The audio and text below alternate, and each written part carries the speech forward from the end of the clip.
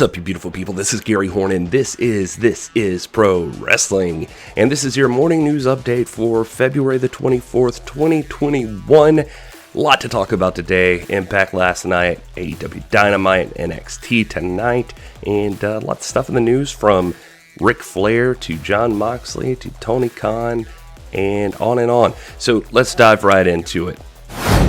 To start with, I guess we'll go over Impact last night. Of course, we're not doing the full show rundowns anymore, but these are the top 3 things you need to know from Impact.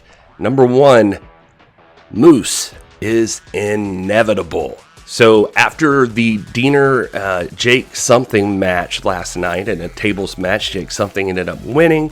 Jake tossed Diener through the table right after. When he was celebrating his victory, though, Moose appeared out of nowhere, spearing Jake Something through a table in the corner. He grabbed a chair, planted it in the middle of the ring, and said until he gets what he was promised by Rich Swann, there will be no show. Executive Vice President Scott D'Amore came out and told Moose that Rich Swann wasn't cleared for action.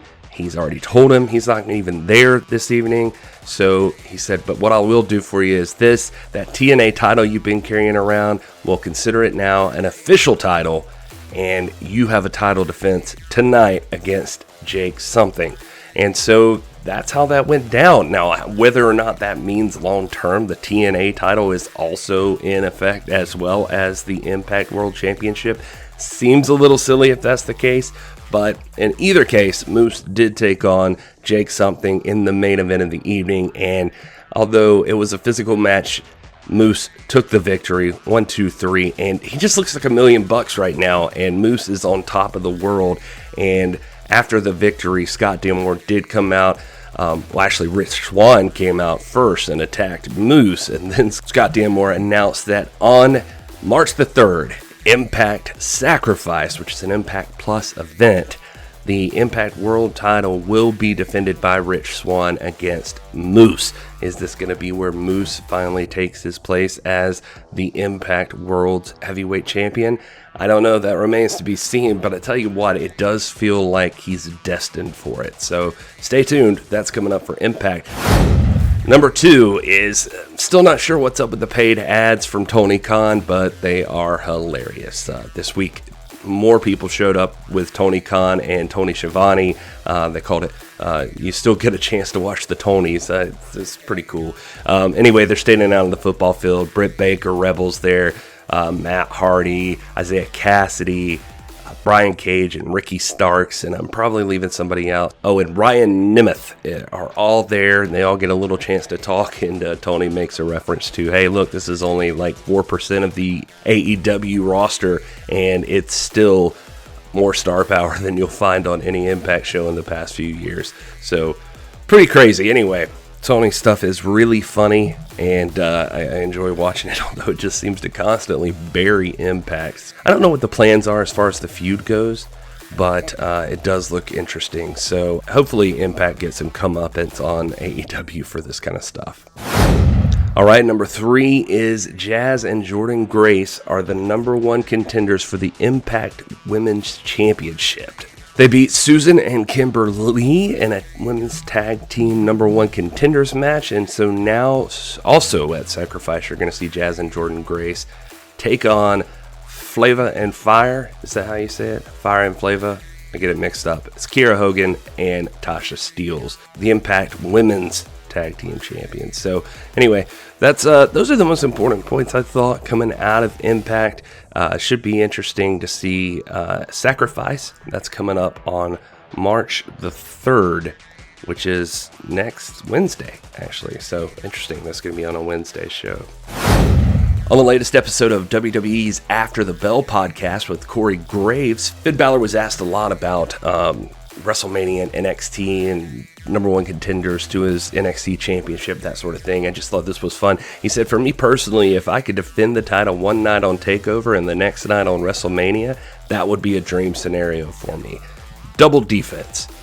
I really feel Karrion Kross, I empathize with him in his situation. Having to relinquish the title, being injured, I really feel he deserves the title shot, whether it's at TakeOver or WrestleMania or sooner or later. So just throwing that out there with Karrion Kross, obviously keeping him in the mix for the NXT Championship. And then Balor just pointing out that his dream scenario would be to defend on NXT and WrestleMania. Will that happen? I guess we'll stay tuned and find out. Jon Moxley was on a recent episode of Gary Cassidy's Inside the Ropes, and he was talking about how Christian looked really good during his comeback in the Royal Rumble last month. And he was saying that he thought Christian would be a great addition to the AEW roster. His exact quote was, "I tell you, a guy I'd like to see here is Christian. I don't know if that was a one-off for him at the Royal Rumble, but he looked friggin' good to me. Looked like he was in great shape. He looked sharp, man." I tell you, he's one of those guys that the wrestlers know it more so than anybody. Christian is just so good. Like, his brain and his execution and his mind for wrestling is just next level. The things that he could do with the wrestlers in AEW, there's no hindrance on anything creatively here. This is obviously, we're having a friggin' exploding death match. So the things Christian could do at AEW, I would be extremely excited to see that. That would be my number one dream guy. So just interesting stuff there from Jon Moxley, that Christian would be his number one draft pick, apparently coming over from WWE, or just somebody he thinks deserves another shot and could really produce in AEW. Speaking of interviews, in celebration of his 72nd birthday, Wrestling Inc. managing editor Nick Hausman sat down with the two-time WWE Hall of Famer and 16-time world champion Ric Flair for some interviews, and they're going to run on tomorrow and Thursday's episodes of the Wrestling Inc. Daily Podcast. So be sure to check that out. One of the interesting parts that I did see in a transcript of the interview here is he opened up about a possible Four Horsemen reunion. He said, quote, "I don't think so. We've all gone our own way. We've tried it a couple of times, but everybody is represented by somebody else. There's always a money issue, and every time we've done it, they've been successful, but I don't see it happening now. First of all, let me go on record and say Arn, Tully, and Barry should all be in the Hall of Fame as individuals. I thought they all had Hall of Fame careers as individuals. Arn and Tully could work and talk, but we don't even stay in touch anymore. It just seems like that great 10-year time we had in live, it's just gone by. I don't feel like we're close at all. But I'm glad. I'm happy for them, and they're over there on AEW. They both are smart." Hausman did circle back on that point about we don't even keep in touch, and went into the discussion about Flair talking about his relationship with Eric Bischoff, how they didn't get along at one point. And speaking of Eric Bischoff, he said, "When my son died, I don't think we're ever going to be best friends, but when something like that happens, or when I get sick like I did, or something that really upsets your life, those are the people that show up." And I can remember driving across town about 3 days after he died. Eric called on the phone because I was crushed. I was absolutely devastated. I can remember the people that called and the people that didn't. If they couldn't come, they called or texted me. Those are the people that count. Or likewise, when I was sick, you really find out who your friends are. It took me 6 months to return them all, but I had over 170 texts on my phone, and Wendy counted each one of them. You wake up and you don't know where you are. That's how you know who your real friends are, because there's people that I was very close to that did not show up for Reed's funeral and did not text me. Simple as that. I didn't hear a word from them. And those are the things that are more hurtful than anything I experienced in wrestling. It's just a very personal feeling. And he goes on to say here that this is one of the reasons he and Arn aren't close. Flair says, "How do you not text? We don't do anything anymore. We don't talk. When it's close to Reed's birthday, I get emotional. Like I said, one of the greatest. It's got nothing to do with business. Nothing's bigger than the love of your children." He goes on to say, "I wasn't just saying it about Arn. I didn't hear a word from Tully. Didn't hear a word from Barry. I didn't hear anything from Ole. He's mad at the world. Arn just comes to mind because he was so close to the family. Then, when I was sick, not a word.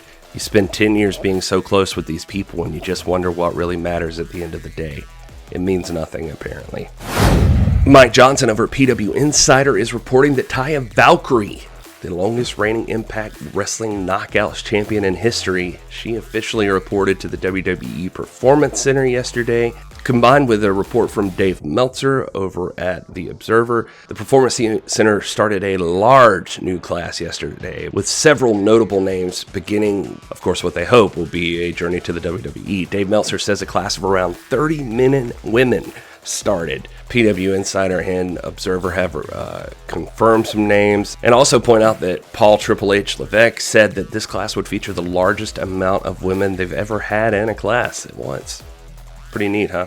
The male names being reported are former college football player Parker Boudreaux, Christian Casanova Brigham, Anthony Henry, who was one half of the Workhorsemen with J.D. Drake, Christian Hubble, which Blake Christian would be better known as, and Bronson Reichsteiner, who is the son of former WCW and WWF tag team star Rick Steiner. On the female side of things, PW Insider's reporting AQA, Angela Arnold is going to be there. Priscilla Kelly is in that class, now known as Gigi Dolan. Cora Jade, formerly known as Elena Black, Carissa Rivera, and Lacey Bryan, aka Zoe Stark, right now. Meltzer reported on those signings in late January, including a Japanese talent, Seri. It's unknown if she also started on Tuesday or if she's yet to move to the U.S. Also, of course, Taya Valkyrie in that list, and Harlem Bravado. Now, I don't know for sure that Taya and Harlem were both in that class on Tuesday, but they will be starting soon. WWE doesn't traditionally announce the entire class until several days after they start. Mike Johnson over at PW Insider also had a great interview with Tony Khan. And in that interview, one of the little snippets that I found interesting that I was personally worried about, Mike Johnson did mention to Tony the Brian Cage powerbomb on Sting, and given his circumstances and everybody's feelings about it, what was the risk of taking the bump, and all of that thing, everybody's concerns. Tony Khan's quoted here in the interview saying, "He's been cleared. He's been fully cleared. He's been training with Darby and sparring partners, and he's been fully cleared to wrestle. In his training, one thing he's done to get ready with his sparring partners is a powerbomb. In terms of getting ready for this, I was more than fine with it and in fact called it. At that point where he's taking them in training, it's time for the live crowd. So he was completely cleared to do it and wanted to do it, and he wanted to get out there and wrestle. Sting is going to be on Dynamite looking for payback, and all bets are off now. Sting's cleared to wrestle and he wants to wrestle, and this is how he wanted to end his wrestling career in ring, was in AEW and come in and go out the way he always wanted to go out, with great matches. He's been preparing for this, and I expect Sting to have a great performance on March 7th. He has very high expectations for this match and has come back here, and so do I. I thought Brian did a great job with the powerbomb and certainly got people talking about the match in a very positive way, and he created a conversation about, is Sting going to be okay? Is this all right? Well, that was the idea. We're trying to create that conversation, but most important thing is he's okay and he walked through the curtain. That's not going to be an easy moment. It took a lot out of him, but at the same time, he came out of it in one piece, and that's what he wanted. So there you go. Sting apparently completely cleared to wrestle. Still don't know that means he's going to get use full time, but I guess we will find out. Very interesting indeed. And one last little bit of news before the preview for this evening. Josh Nation over at the Wrestling Observer is saying A&E and WWE have come to an agreement on some documentary series and a couple of shows under the network's biography banner. The WWE Studios produced documentary series called WWE Legends will premiere. It will feature 2-hour looks at Steve Austin, Randy Savage, Roddy Piper, Booker T, Shawn Michaels, Bret Hart, Mick Foley, and The Ultimate Warrior. Those shows are going to be airing weekly at 8 p.m. Eastern, and they're going to be followed by WWE's Most Wanted Treasures at 10 p.m. Eastern, featuring the husband and wife duo of Paul Triple H Levesque and Stephanie McMahon. The 9 episodes will focus on the two leading a team of collectors, WWE superstars and legends, as they investigate, negotiate, bid, and travel across the country to hunt down and reclaim some of the most elusive WWE collectibles. We're talking here like Kane's original mask, Ric Flair's butterfly robe, Andre the Giant's passport, and Andy Kaufman's neck brace. From their press release here, it says, Superstar in training AJ Francis will head out on the road alongside some of the most famous WWE legends of all time, including The Undertaker, Ric Flair, Charlotte Flair, Mick Foley, Kane, Big Show, Mark Henry, Jerry the King Lawler, Booker T, Greg the Hammer Valentine, Brutus the Barber Beefcake, Jake the Snake Roberts, and Sergeant Slaughter. The series will unearth these rare items in the hopes of preserving and sharing the legacy behind the memorable moments in WWE history. It sounds kind of fun, to be honest with you, so I guess we'll check that out. All right, well, that's going to wrap it up for the news below. Here's the current lineup for tonight. If you're looking forward to NXT Women's Champion Io Shirai is going to be taking on Zoe Stark in a non-title match. That's a pretty big boost for Zoe right off the bat, formerly Lacey Ryan. She just showed up and made her debut, and now she's getting a match with Io Shirai. Very cool. Xia Li is taking on Kacy Catanzaro. Kacy Catanzaro probably not long for this world after that matchup. Xia Li's been on a tear. And NXT North American Champion Johnny Gargano versus Dexter Lumis in a non-title match. Adam Cole will explain why he attacked Kyle O'Reilly and NXT Champion Finn Balor. NXT Cruiserweight Champion Santos Escobar versus Karrion Kross in a non-title no DQ match. Escobar will be stripped of the title and suspended indefinitely if he no-shows this match. And then the Grizzled Young Veterans versus Drake Maverick and Killian Dane. That's NXT coming up tonight on AEW Dynamite on the other side over there. You've got Lance Archer versus Rey Fenix in a Face of the Revolution ladder match qualifying match. Hangman Page versus Isaiah Cassidy. Jake Hager versus Brandon Cutler. The Varsity Blondes versus Brian Cage and Ricky Starks.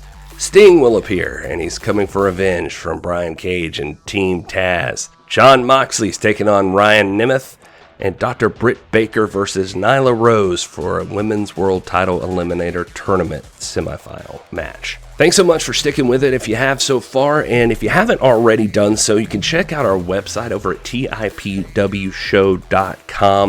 Over there, we've got a store, we've got a blog, we've got all kinds of stuff over there. We'd love it if you went and checked it out. And if you haven't already, our YouTube channel is available for you there. It'd be really, really cool if you went to YouTube, searched us out, and subscribed to that channel. We're trying to boost those numbers up and get some attention there as well. We're starting a brand new series on the podcast. Right after this, I'm going to work on dropping episode number 1 in our History of Pro Wrestling series. I hope you guys will check that out and give us feedback. Let us know what you like. If you like the interaction, if you like the framework that we've set out on how we're going to do this, whatever. Just we want to hear from you. We want to know who's listening. We want to know what you like, what you don't like, what you'd like to hear more of, that sort of thing. We are grateful for every single one of you who listen. Thank you so much. Please follow us on social media at TIPW Show, and I am at This Is Gary Horn everywhere. And until tomorrow, enjoy your gravy cake.